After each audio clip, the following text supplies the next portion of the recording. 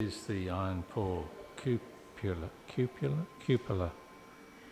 I think they call it. This is where all the action's going to happen. Molten iron's going to come pouring out of there. Emma and Trafford prepare wooden forms to hold the sand blocks. Put in there. This is cornstarch. This is cornstarch, okay. So, yeah, sometimes we use baby powder, but right now there's cornstarch. Okay. But yeah, just helps it slide out easier. Because I think that the resin would stick itself to the wood, probably. So Emma's there picking up the sand bag and Trafford slightly helping her. He's the one with the mask. She's not wearing the mask. Yeah, I will put one on. Why are the weights in there? Just to keep something Yeah, moving so around? if these weren't in here, Yeah. the sand would clump up around the catalyst and the resin. Okay. And so that's just like loosen up and make sure it gets mixed evenly. Right. Don't worry, your cameraman is also wearing one of these. Actually, I think they're very 2020, aren't they? Oh yeah. Does this come in blue? The sand is mixed with resin and a catalyst, then poured into the forms and packed down tight. Exactly what you see here is what you're going to get, basically, Okay, right. in iron. Scratch tiles are the opposite. And I used clay to build up so that it had a little bit more dimension, Yeah. rather than just flat. So, yeah, a little bit of work to get that going. Right. Very simple, and again, it's a fun thing to do. Go out in the woods and find some nice local things. I couldn't resist the oak leaves, the gigantic oak leaves. We don't have. What are you up to here? I'm preparing a canvas and paper to pour molten iron on. I do these iron paint. I was taught by this guy, Mike Dominic, this method of using iron to create two-dimensional paintings. I'm going to adhere this paper down, put some oil paint on it, get a small amount of iron in a little hand ladle. I'm going to pour it on and move the iron around so it burns certain sections. Oh, wow. And then it won't burn all the way through the paper. Right. And you have to be quick, and then contrast that with the fluidity and like chaotic nature of the iron when it's rolling around on the canvas. What are you making today? I'm making some masks. Oh, right. Yeah. Okay. So it's sort of just playing around with the foam. Okay. But yeah. Yeah. Nice. Executive Director Joe Bigley, helped by AJ Maldonado, cleans clinker from the cupola.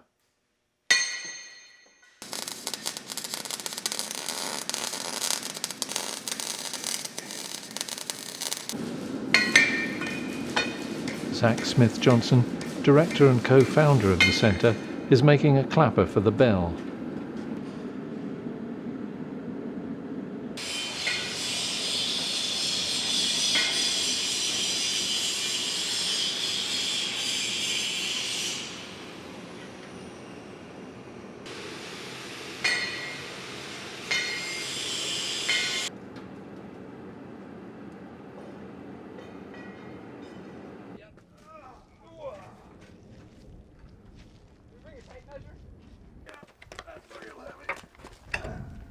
Little to the left. My left or yours? My left. There's no other left. A little bit back. 3, 2, 1. Right there. Right there? I bet we're within an inch. It's nearly spring, and you can hear the yellow hammers.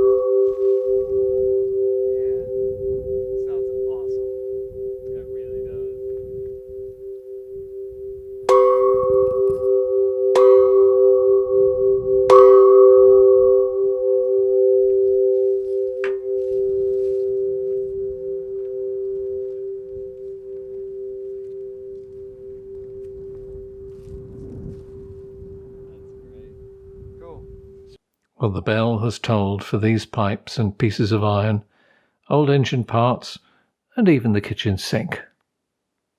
Do you know anything about these things? I know that they... So these are the different vents that come through. Yeah. At different parts of the process, you need different airflow. Right. So with these here, we can adjust if we want more or less. Right. So during the process of like getting real high heat, we need lots of airflow. And then when you want it to just simmer, basically, that's when you cut it off a bit. But having so many of these allows us to really adjust to what we need. What's that? You live, you learn. Hot shoot. Is that what we're calling it now, the hot shoot? Well, it will be. And the burn starts.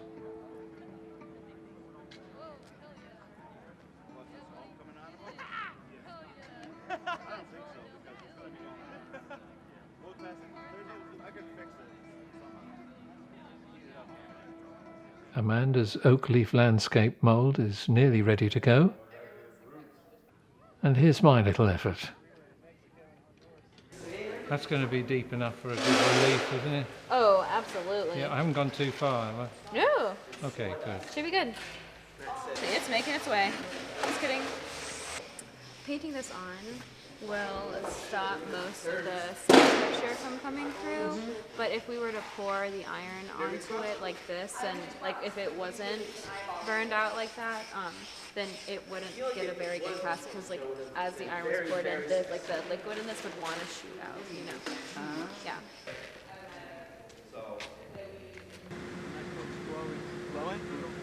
Well, Joe and the crew have got their gear on, so I asked Amanda about furnace fashion. Furnace fashion? Yeah. Yeah, that can vary widely. There are people like me that are somewhat chicken and really, really don't want to get burned. Yeah. So I wear a full Kevlar suit. So it's very unlikely anything's going to happen with that on. Right. Leathers are sort of the preferred because everybody has leathers for grinding and welding anyways. Right. So multi-purpose. Similar to what you're wearing now. Right. Yeah. But you would also wear chaps or an apron or something else down below so that your legs are covered as Right. well. It seems like I'd looked online in the last couple of days. The apron is the traditional. Yes, Bit because of- if something happens, you can rip it off really fast. Right. Because if iron gets underneath your protective gear, you need to get out of it quickly. Right. Which is why they put snaps on everything, so you Right. can just pull it open really quick and get rid of it. Okay. It's just not wide enough. I'm in the full hazmat suit gear, right down to the thing there. What could possibly go wrong? It's called the oxygen lamps.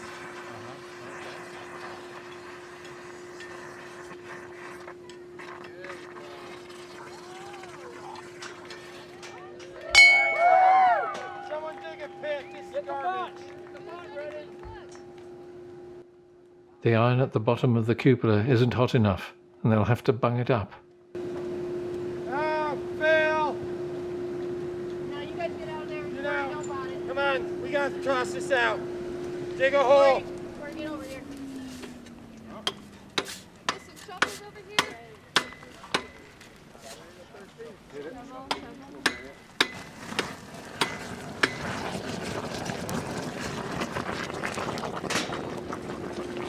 This guy's spun out of the back. This ladle's out. That ladle's out. Good.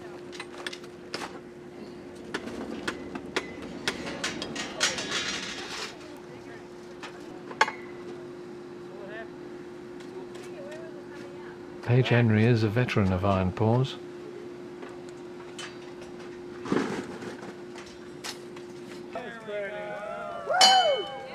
The second attempt is successful. All right. Go ahead, skimmer.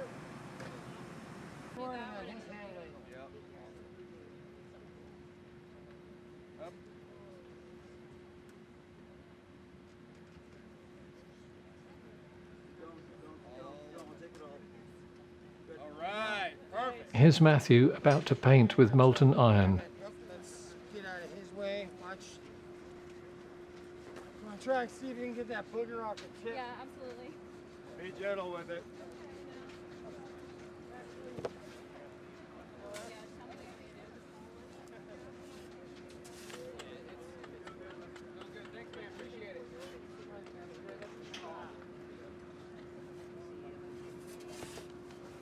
and Amanda's oak leaf landscape is poured.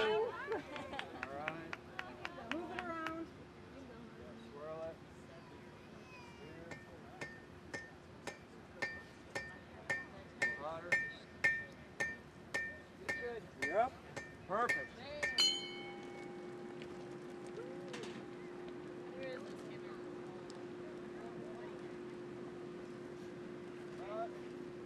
Paige and Matthew are on the ladle, and Emma skims the slag, the impurities, from the top so they can start pouring.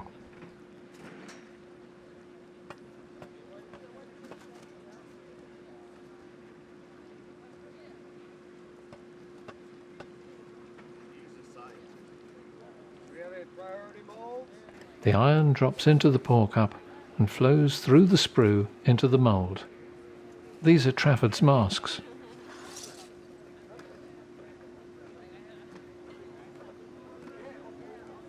Finger up. Perfect. 5 minutes later and they're still glowing. You want to hit a vapo?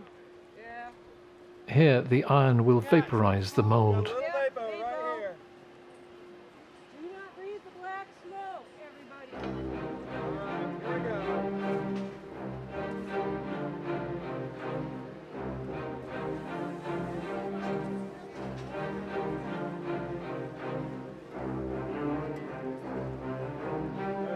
Up, up, up.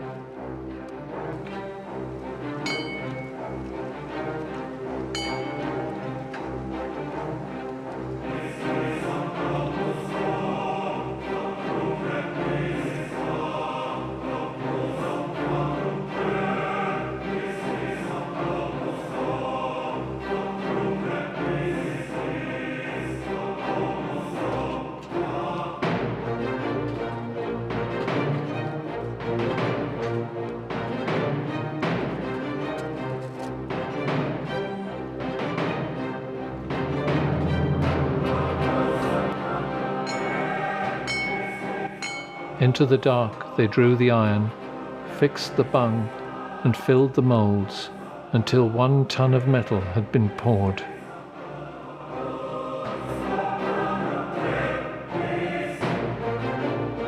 The teamwork and camaraderie among the crew is evident.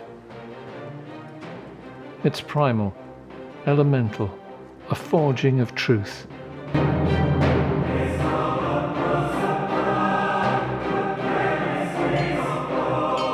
These are the bikers of the art world.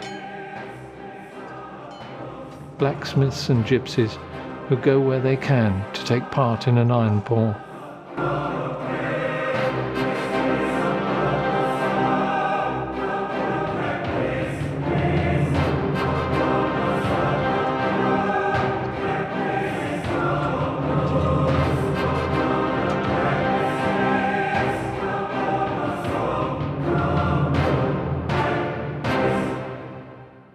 And then humanity went into retreat. This may be the last public gathering I ever witness. I hope not. Nice abstract. And here's my old tile. Car going down a hill. Butterfly. Memento Mori. And here's a collection of the tiles that the third graders did. About 70 of them came to visit the day before the pour. Amanda's finished piece. Now you can see more of the landscape of it. Little trees in the foreground. The big oak leaves as the central features, and a nice little floret on top with the trees behind. Super. Be safe, be healthy, and we'll see you at the next iron pour.